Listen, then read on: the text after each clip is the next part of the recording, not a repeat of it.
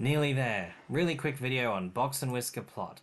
Let's just say I had two sets of data. So here's one set of data. I'm going to go back to here and pick my other set of data. I'm going to not include my fake data. Bring them together. I've got data 1 and data... Oh, what happened? Hang on. Let's try that again. Copy. Go across to here. Paste. Okay, I want a box and whisker plot. I select the two datas I want to compare. What is going on? Hang on. Something going on with my selection. Sometimes it just... There we go. All right. Sometimes just pressing escape a few times fixes it if it's just not responding the way you expect. I'm going to go insert, back to my statistical data, box and whisker.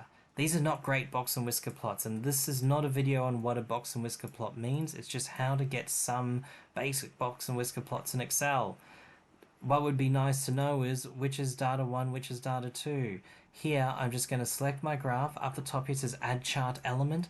I'm going to add a legend at the bottom. There we go.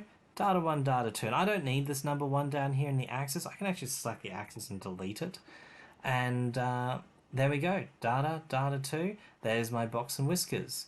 Maybe I want to get rid of that extreme value because it's a bit harder to see, and I might want to get rid of that extreme value. Nah, it's still bad to see. Maybe I want to change this axis. I can click on the axis. I'm going to change the minimum to 20.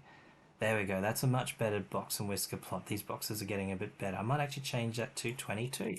So you can see there's a bit of trial and error until you get the graph that you want, and I think you can stop at 29. I want to make those boxes as big and as comparable as possible. I want to see them and compare them. All right. That's it for box and whisker.